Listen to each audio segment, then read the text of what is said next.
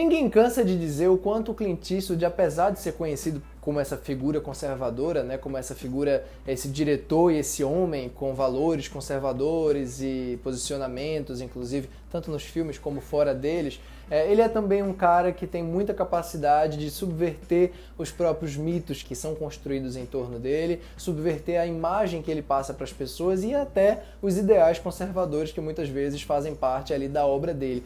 Nesse sentido, o Clint Eastwood é um cara que, apesar desse conservadorismo, ele é mais progressista até do que muita coisa que a gente vê por aí. Ele consegue ser mais subversivo e consegue ser mais transgressor em certos sentidos, levando em conta o próprio cinema dele, do que muitos cineastas supostamente transgressores. Eu recomendei inclusive 5 filmes dele aqui no canal e nesses 5 filmes é possível você perceber esse tipo de desconstrução, né? Pelo menos em 3 deles, inclusive, essa desconstrução é muito intensa, é muito forte. O vídeo deve estar aparecendo aí no card e também aqui embaixo na descrição você pode conferir essas indicações de filmaços do Clint Eastwood. Bom, Cry Macho, O Caminho para a Redenção, vai lá o subtítulo em português, é mais uma dessas desconstruções, mas é uma das desconstruções mais singelas, mais delicadas e mais bonitas também. Eu arrisco dizer que é o melhor filme do Clint Eastwood em mais de uma década, e vamos lembrar que ele tem 91 anos de idade e está aí dirigindo, produzindo e atuando. Nesse filme ele adapta um livro que foi escrito na década de 70 pelo Henry Richard Nash e que inclusive várias pessoas já se interessaram em adaptar, ele mesmo já teve interesse em adaptar, mas é só agora que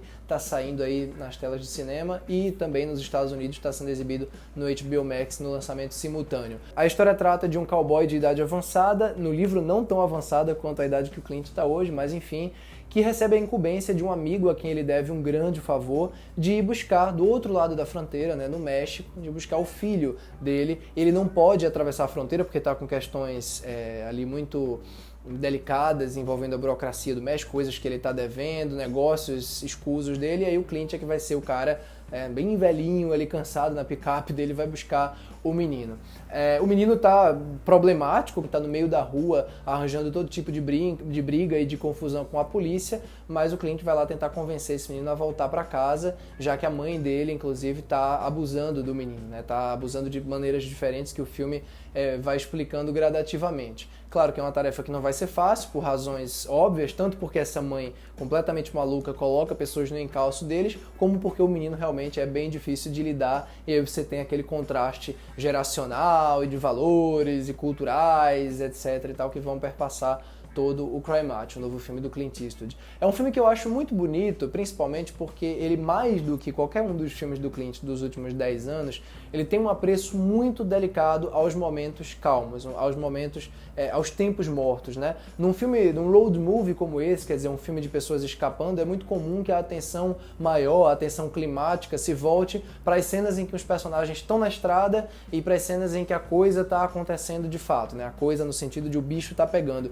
E aqui a maior parte dessas cenas, né, da estrada, elas se resolvem ou rápido ou de maneira assim mais concentrada na reação deles. Por exemplo, tem uma cena que dura uns 2 minutos só do Clint Eastwood resmungando porque um cara fez uma certa bagunça no carro dele ali, ele fica resmungando e resmungando, resmungando, e ele não corta, quer dizer, ele não acaba a cena, ele fica concentrado nesse tipo de coisa. E não só isso, né, mas todas as cenas que se passam no momento, por exemplo, que ele e o menino param num vilarejo e são atendidos por uma mulher chamada Marta, né, que ocupa um tempo considerável do filme, é tratado com muita delicadeza e de maneira muito tradicional também. Quer dizer, música de fundo enquanto eles estão aprendendo a conviver naquele lugar, aprendendo, o Clint, no caso, o personagem chamado Mike, né, Mike Milo, tá ali aprendendo a fazer os bolinhos, aprendendo a fazer comida, aprendendo a lavar as coisas na casa, ensinando o menino a andar de cavalo. Ele faz tudo isso de maneira tradicional. O Clint é um diretor conservador, formalmente também, um diretor tradicional e classicista,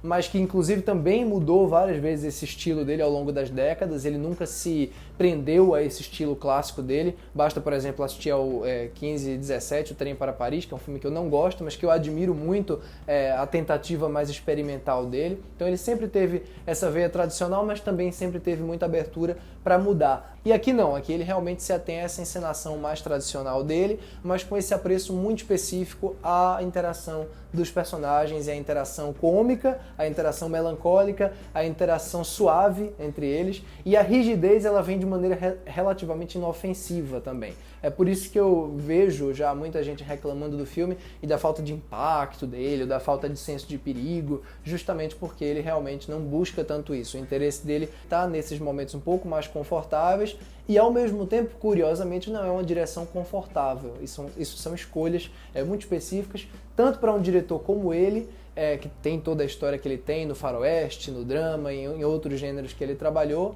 como na idade que ele está também. Claro que não é nem de longe a primeira vez que ele faz essa desconstrução da figura de homem, né, de cabra macho, que ele sempre que ele construiu ao longo da carreira dele, principalmente nos filmes do Leone e depois nos filmes do Dirty Harry, né? Mas eu acho que é de todas elas o momento em que isso é feito com mais singeleza. Claro, aos 91 anos ficaria muito complicado o cara ficar pagando ainda de machão, né? Mas você vê que realmente, se você acompanha a carreira do Clint de maneira gradativa, você nota como isso vem se tornando cada vez mais uma constante. Ele preserva valores tradicionais, preserva valores da hombridade, da masculinidade, né, da honra, mas entendendo novas formas, vamos dizer assim, dessa honra se manifestar.